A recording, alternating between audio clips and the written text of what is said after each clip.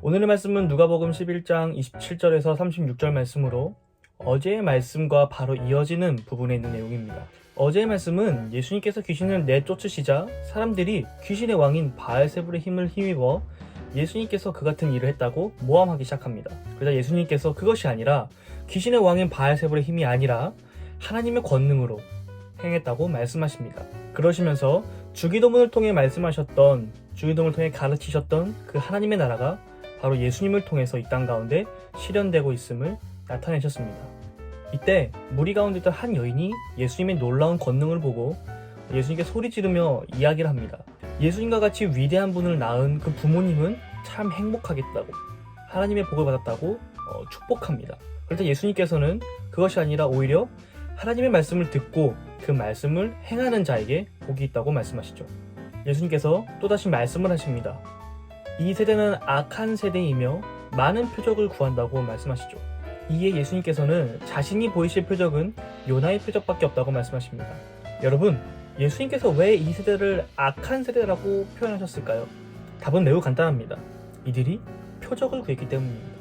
정확히는 다른 표적을 구했기 때문입니다. 표적은 헬라어로 세메이온이라고 하는데 영어로는 사인, 즉 표시, 증거를 뜻하는 말입니다. 즉 예수님께서 어떤 분이신지에 대한 증거를, 그 표시를 더 보여달라는 것이었죠. 예수님께서는 수많은 기적과 이적을 행하시며 하나님의 나라의 복음을 가르쳤습니다. 수많은 무리가 예수님의 가르침을 듣고 놀랐고 또 수많은 사람들이 예수님의 놀라운 권능과 기적을 경험했습니다. 하지만 예수님이 어떤 분이신지 제대로 이해하지 못했습니다. 그들은 예수님께서 더 많은 표적을 보여주시기를 원했습니다.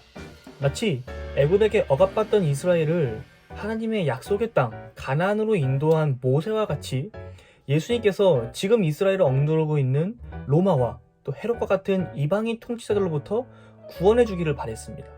그들은 자신의 생각으로 예수님을 바라봤습니다. 마치 혼란의 연속이었던 사사기를 정리하고 이스라엘 왕국을 세우고 영토를 확장하고 하나님을 찬양하며 하나님의 은혜로 태평성대를 누렸던 다윗 왕 때처럼 예수님께서 왕이 되셔서 로마와 이방 민족들을 몰아내고 이스라엘의 태평성대를 이룩하시기를 원했습니다.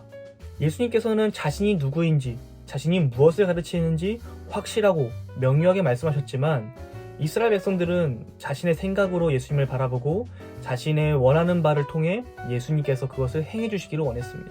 이러한 이스라엘 백성들을 보시고 예수님께서 악한 세대라고 말씀하시며 이들에게 보이실 표적이 요나의 표적밖에 없다고 말씀하시는 것입니다. 요나의 표적이 뭘까요? 요나가 물고기 뱃속에 3일 동안 있었던 것처럼 단순히 예수님께서도 십자가에서 죽으시고 3일 만에 부활하실 것을 말하고 있는 것일까요? 그것은 아닙니다. 요나는 니느웨에 가서 회개의 메시지를 선포합니다. 니느웨는 요나의 조국, 북이스라엘의 원수였어요. 요나는 가기 싫었지만 하나님께서 보내시니 어쩔 수 없이 가서 회개의 메시지를 선포합니다. 그러자 놀라운 일이 일어나게 되죠. 우상을 섬기며 자신의 만족을 위해서는 악한 일도 서슴지 않던 니느웨 사람들이 하나님 앞에 무릎을 꿇고 엎드려 금식하며 회개하기 시작합니다. 하나님께서는 그들의 회개를 받아주시고 심판을 거두시고 구원을 허락하시죠. 이것이 바로 요나의 표적입니다.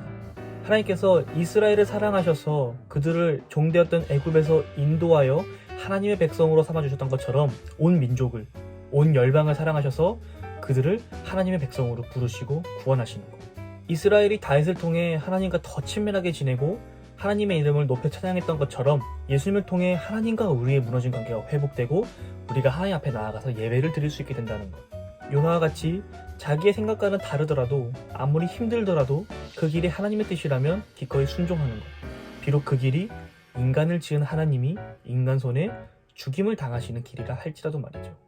이스라엘 사람들은 예수님께서 이스라엘을 구원하시고 이방 나라들을 심판해 주시기를 바랬습니다. 하지만 예수님께서는 오히려 세상을 심판하러 오신 것이 아니라 사랑하기 때문에 구원하시려 오셨다고 말씀하십니다. 이것이 예수님께서 보이신 요나의 표적입니다. 예수님께서 우리에게 말씀하십니다. 등불을 음속이나 말 아래에 두어 숨기지 말고 등경 위에 두어야 빛을 밝게 비추는 것처럼 우리 안을 들여다보아 우리 안의 빛이 어떤지 확인해 보라고 하십니다. 밝은 빛처럼 환하고 명료하게 비춰지는 예수님의 표적과 그분의 말씀을 애써 외면하는 것이 아니라 그 말씀을 듣고 지켜 행하는 우리 모두가 되기를 주님의 이름으로 축복합니다.